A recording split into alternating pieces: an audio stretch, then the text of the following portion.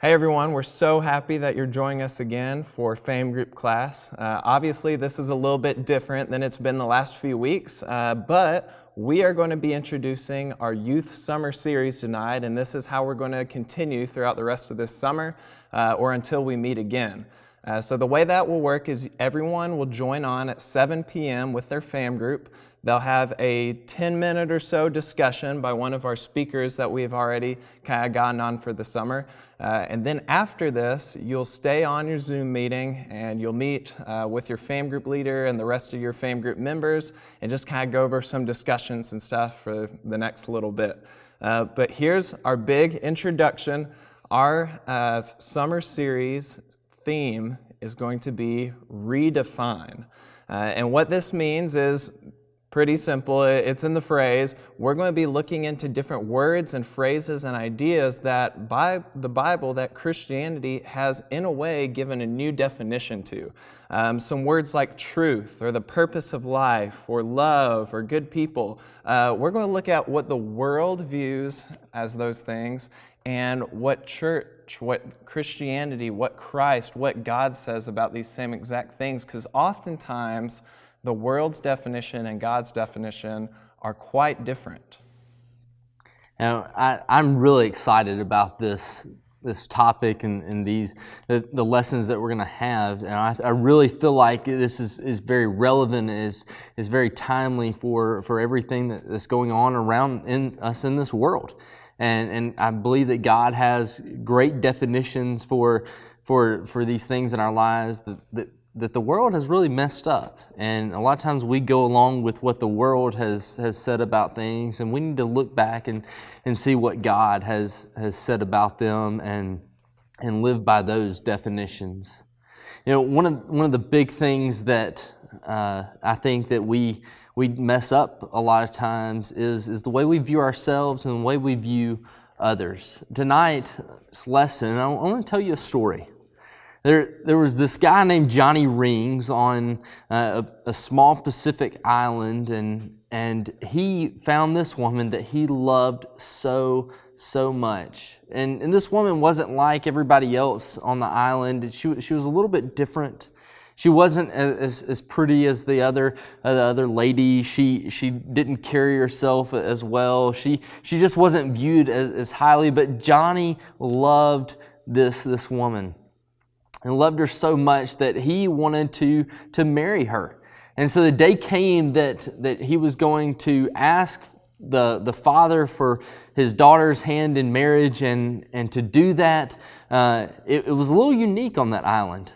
They would actually take animals to offer to the father for their daughter's hand in marriage.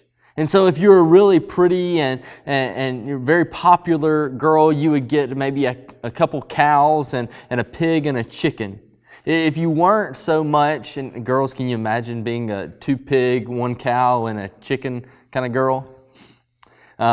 If you weren't as great, you would maybe get a pig, a goat, and a dove or 2, or maybe a duck. You would get different kinds of animals based on what the husband or what their family thought you were worth. And so the day came for Johnny to go and take his future bride's husband or future bride's father the animals for that day, and to ask for his bride's hand in marriage. And so he goes, and everybody is paying attention to these things because everybody wants to know, hey, what is this woman worth? And so he goes and he takes a cow with him, and another cow, not just 3 cows, but 8 cows. He takes 8 cows to this father, and he gets to their house, and obviously the father quickly and very happily accepts this offer, because no one has ever given 8 cows for a woman before. Ladies, can you imagine being an 8-cow woman? Somebody calling you an 8-cow woman? Well, on this island, this was an incredible thing. It was something that that no one had ever seen before. Nobody had ever seen an 8-cow woman before. No one had ever been to an 8-cow woman's wedding before. And so the day came for the wedding, and everybody showed up. Everybody wanted to see what this wedding was going to be like. The whole island was there, and it was an incredible day for this 8-cow woman. And as she walked down the aisle, people whispered, "Hey, there goes an 8-cow woman. Hey, look, that's the 8-cow woman."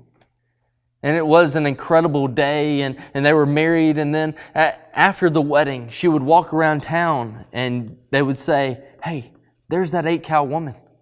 Hey, there goes that 8-cow woman." And so she actually believed that about herself, because the more she heard it, the more she believed it. So she stood up straighter. She smiled more. She took care of herself more. And she then believed that she was that 8-cow woman that Johnny paid for her. She was that 8-cow woman. You know, Richard, you and I are not 8-cow women or men. We're not that. And neither are you, though you are special to us. We weren't bought with that. We were bought with something so much more valuable. We were bought with the blood of Christ. So we're not 8 cow or 1 cow or 1 pig or chicken or ducks or whatever. We're one cross, young men and young women. We were bought with one cross, with the blood of Christ. He purchased us, and that is what we are worth to Him. He had the opportunity to say, "Hey, I will give my life for them." 1 Peter says it this way in 1 Peter chapter 1, verses 18 and 19. Peter speaking here, he says, "Knowing that you were ransomed from the futile ways inherited from your forefathers, not with perishable things such as silver or gold." We weren't bought with silver or gold. Those things are great in our eyes, or have a lot of value in our eyes, but we weren't bought with that. Verse 19, "But with the precious blood of Christ, like that of a lamb without blemish or spot." We're worth a lot. We're worth everything to Christ. He gave His life for us. And so we want to challenge you tonight. We want to challenge you to think about our worth, not as the world sees us and what we can do for them, or we see people and what they can do for us, but we want to see each other as precious children of God who are worth not 8 cows, but worth 1 cross. We're worth 1 cross to Him, and because of that, we have incredible value. Thank you so much for that, Jordan. Hopefully you guys have a wonderful time talking tonight about the definition or the redefinition of worth. Just a couple quick reminders before we let you continue on with your fam groups. Remember, we're on Instagram, we're on Remind, we're on Facebook. Continue to follow us, continue to stay as connected as you can be during this time. Also, be looking for possible updates coming up this summer. We're starting to get a better idea of how things will run along, so those will be coming out as we get closer to that. Thank your fam leaders for doing this. We've already said this to you guys, but they're wonderful. They're awesome. We are so thankful for them. And finally, we just wanted to let all of you guys know that you're worth a lot to us, that we love you guys, that we care for you, and we hope you have a wonderful night. We love you.